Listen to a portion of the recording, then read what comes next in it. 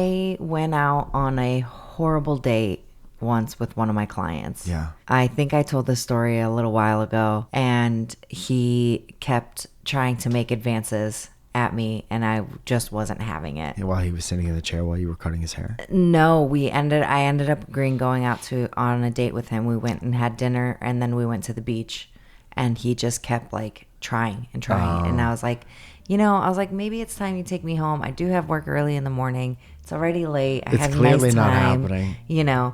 And he was like, no, and I was like, no, it's fine. He ended up dropping me off 2 miles from my house, and I had to walk home. I do remember this guy. Yeah.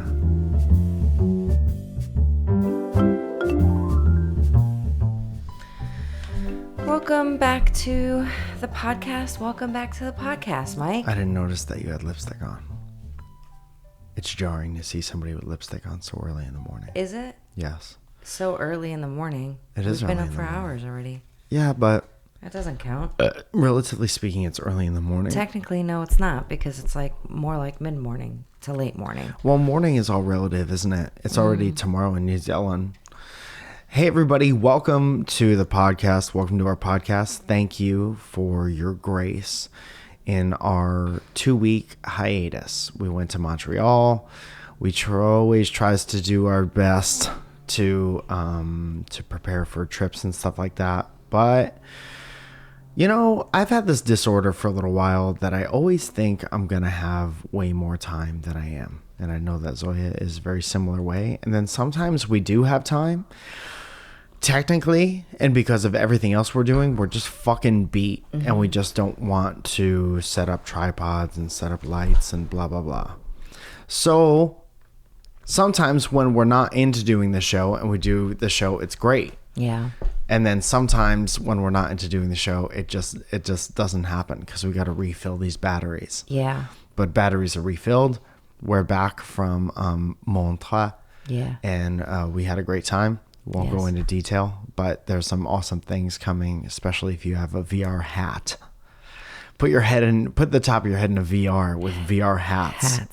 Right quick, I want to say a bunch of dates that I have coming up in August. If you want to come see me do stand-up, it's my favorite thing, and I would love to have you.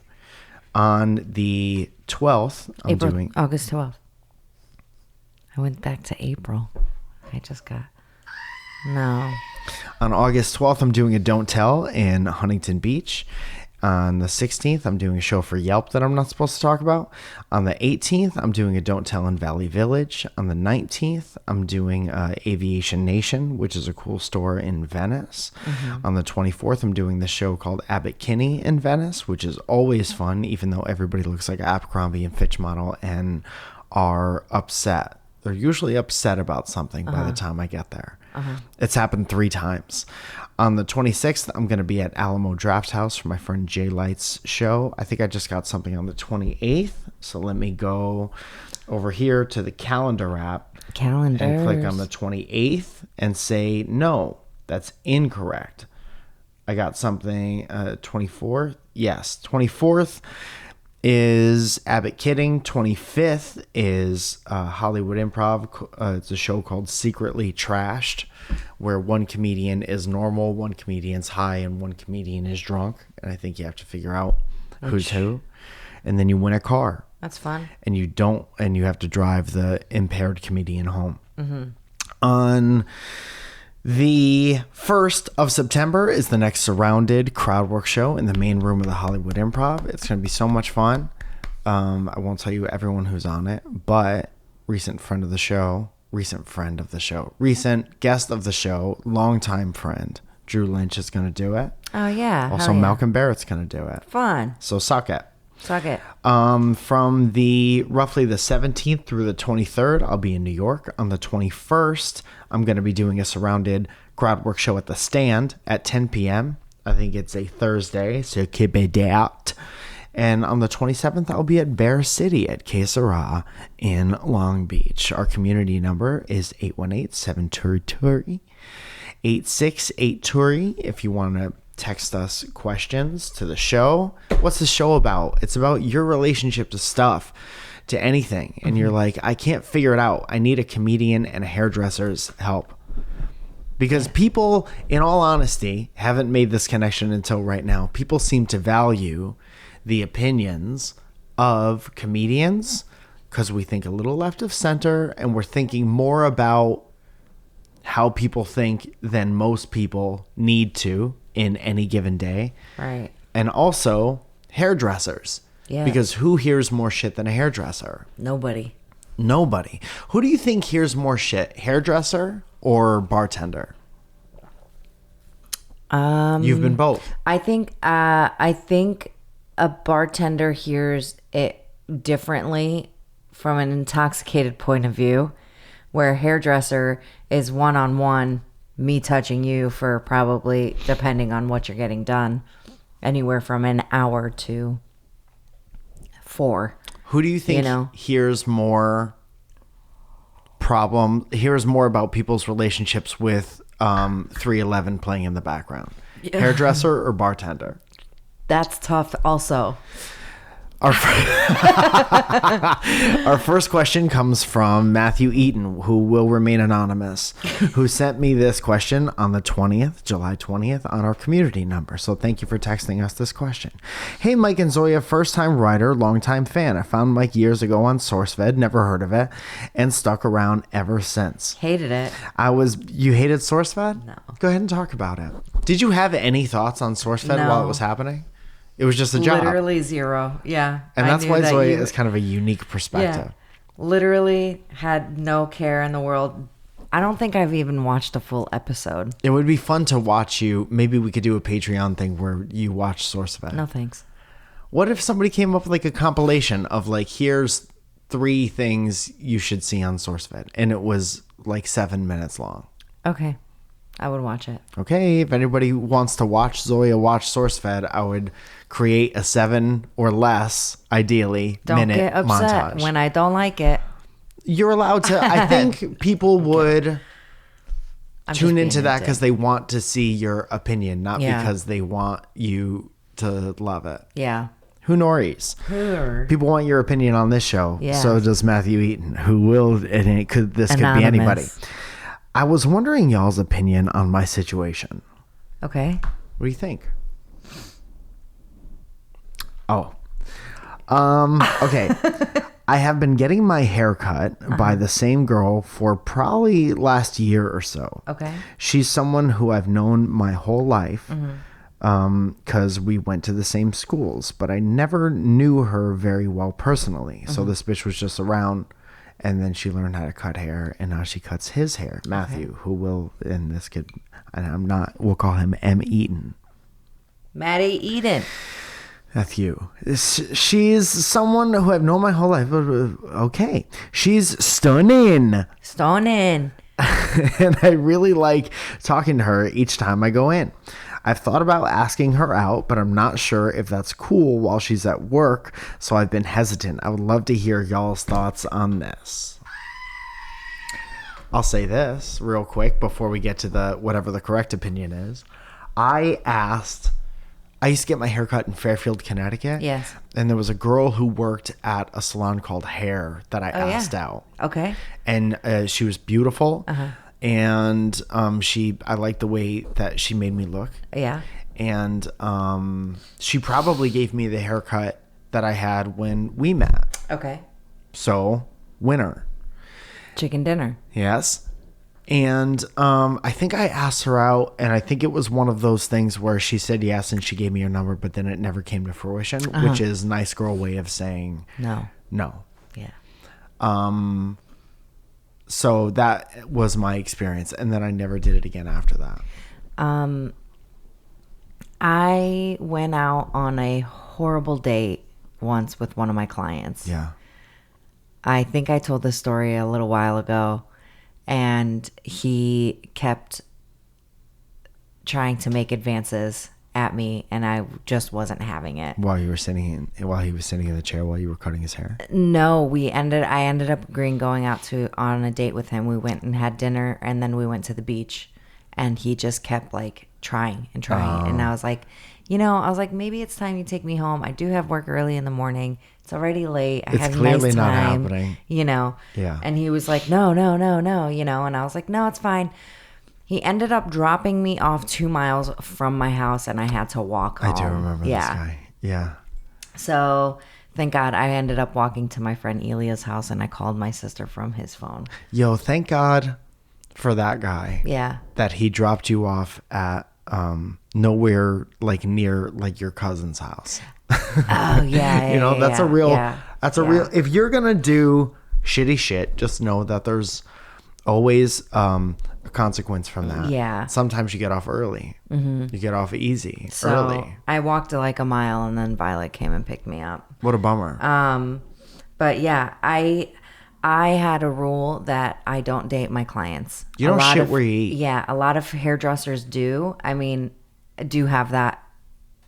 You know, I won't date my clients because it makes for an awkward moment, and then you also have to remember that your hairdresser's trying to build a book and trying to keep a money coming, right? And, so she doesn't want to have some kind of awkward situation with you, right? Have to walk home first of all, right? And then have to remove you from your books, and then that's $50 less you get every month. So it seems like the general consensus is don't shit where you eat. Yeah. I'd say if you really wanted to, if you're getting a vibe, because there's no absolute in any situation. So if you really wanted to and risk not having a good hairdresser anymore, I would say, listen, I have a really good time hanging out with you. Be ultra respectful. And say, I know a lot of hairdressers have a thing where they won't date clients. That way, that frees her up to say, I have that. Yeah. And it lets her know that you understand that. Right. And then when she says no, you say, get out of the car. Yeah. Yeah. It's a tough thing, because sometimes we would be attracted to our clients, and there's, you never know. But dating right now sucks for everyone. I guess maybe the better question would be, do you have any single clients that you could help me out with? Also true, because they know everybody and they hear everybody's situation. Yeah. And they know you well enough to have cut your hair for 2 weeks. They're actively they're making you look good. Yeah. Actively, so you could say, hey, do you know any sad? You know any single sad? You know any single sad?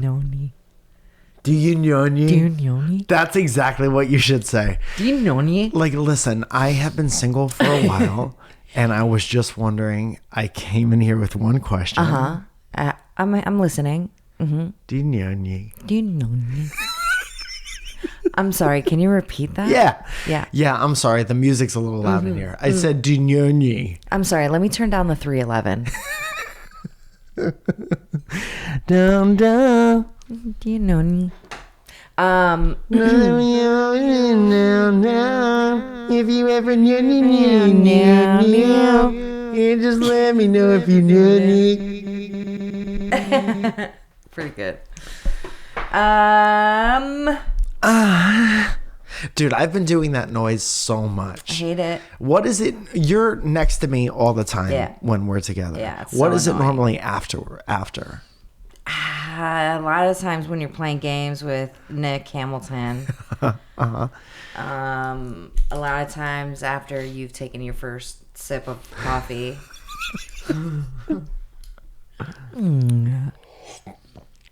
Oh. Noni. Quick question, Noni? Yeah, right?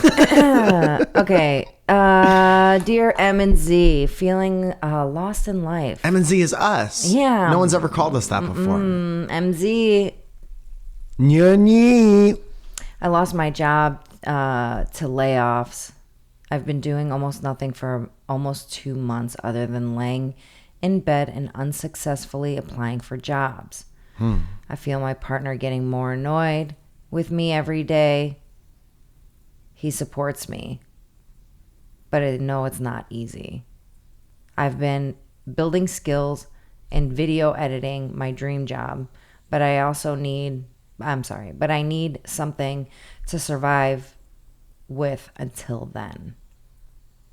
Okay. How have you guys dealt with feeling like you're floating and wasting your life / potential will start pushing forward? First and foremost, While pushing forward. First and foremost, I would say that if you're feeling in an emotional rut that you can't get out of, do drugs. No, I'm just kidding. Get some kind of help and have no shame in getting some kind of help. Yeah. I talked to people recently, very, very close to me, who I suggested getting help. And you could just tell right when you bring it up that it's like, I don't know if it was because of the generational gap in who I was talking to, but it just seemed like they were taking it like a loss, like there was a shame in it. Right. And it's like, dude, sometimes you just have to talk to somebody else who's not attached to your shit for a little while so they could bring up a perspective from their like years of expertise that you wouldn't have even thought of. Right. I think the people run into a problem when they think that they've exhausted every area, and you've only exhausted the areas that you know of, which is not all of them. Yeah. Because you only know what you know. Yeah. So, plenty of cheap and easy ways to get help if you don't have insurance or think you can't afford it or whatever. So I would say look into that first. Second of all, just like physicality wise, get out of bed. Yeah. And move yourself. Move yourself. Move it. This is the move you make. This is a song about moving. Just get your ass out of bed, 'cause it'll make you feel better. And then do something. That's a good advice. Nuni? Dude, so talk to someone. Yeah. Get your ass out of bed. Oh. Have some snacks. Yes. In the kitchen or something. Yeah. Have sex in the kitchen. And thank your partner for being with you and their love and support. And dude, I've been in a position where you apply to a million jobs and nothing is getting back to you. Luckily, if your dream is to do video editing, that kind of shit is always available. If you have a phone, you can always be shooting and editing your own stuff.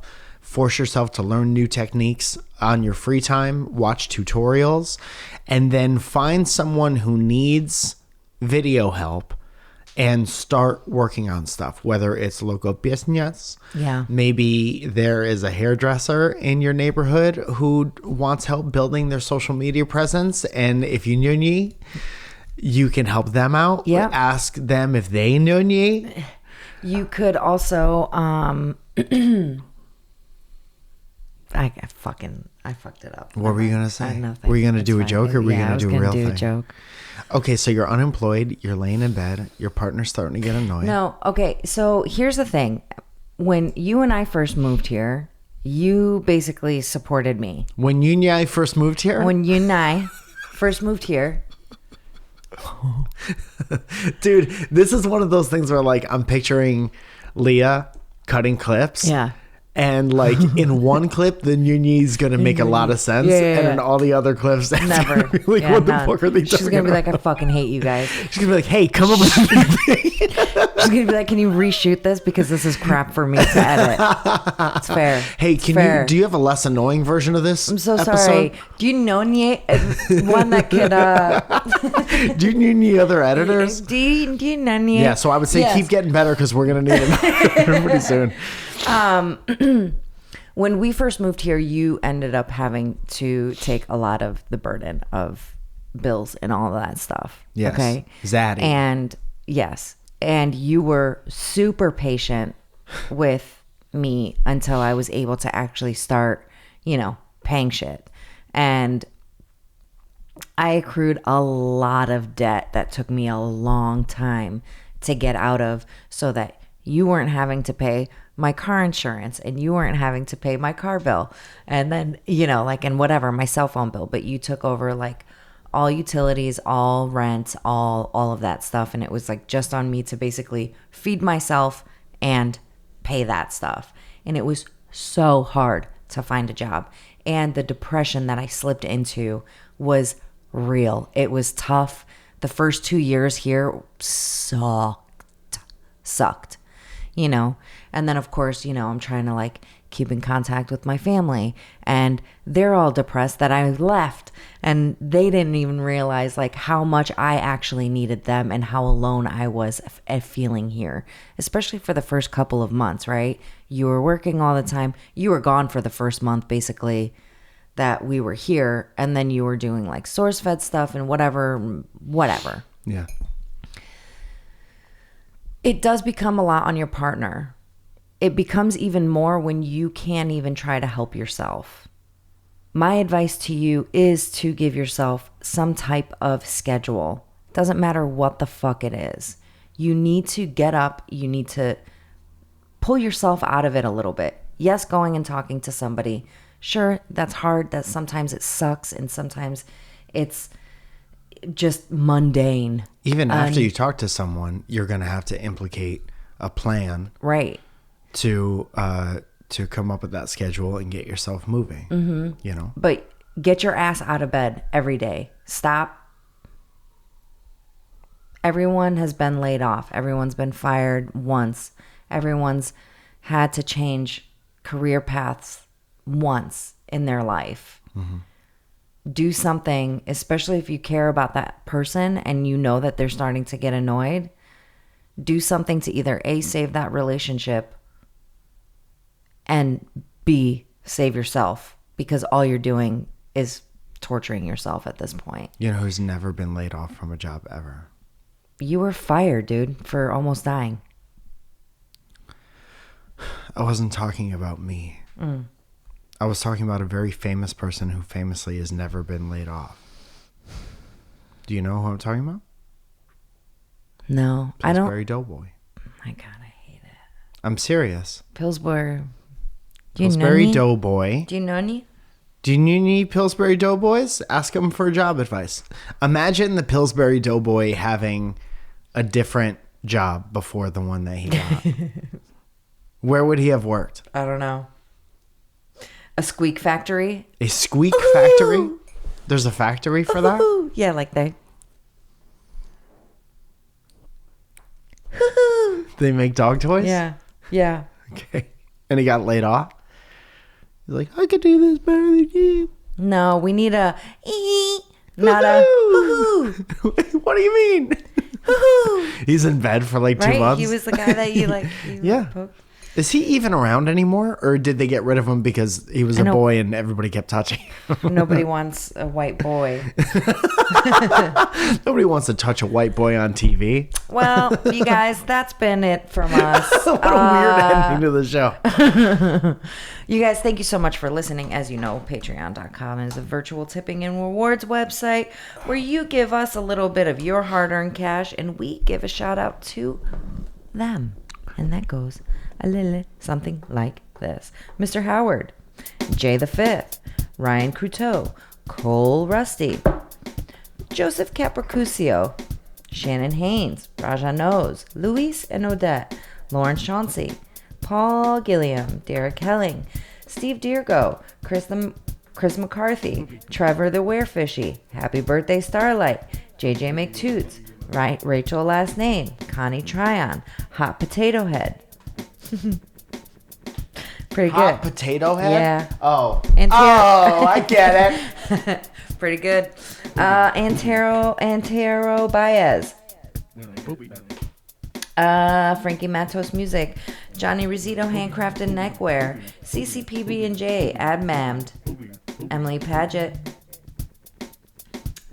Caleb Perkins, Giant Tom Hanks, Lizzie Love, Gavin Welsh, Someone Tell Aaron, Jackie Hammond, Paige Jensen, Guy with Long Hair, Chris Johnson, Anna Valles, Benjamin Putz, Beth Bush, Christina Camille, Josh Cadote, Michael Johnson, Kayla Johnston, Jules Run, Grant Lavasieur, Chad Clark, What is Cat, Katie Taylor, Joe Band, Milky Beans, Jess Enright, Lillian Carrillo, Magnus, Barrington Lloyd, Love It, Ben Fuchs, Theodorus, Karen Bellis, Janisha Tutton, Danny Sinclair, Jacob D. Bradford, Justine Beebestein, Just Josh, Sergeant Sparty, Ed Birch, Helen Ford, Illuminos, Superflaus. It's Tatiana Day, Danielle Di Verona, Dev Robervro,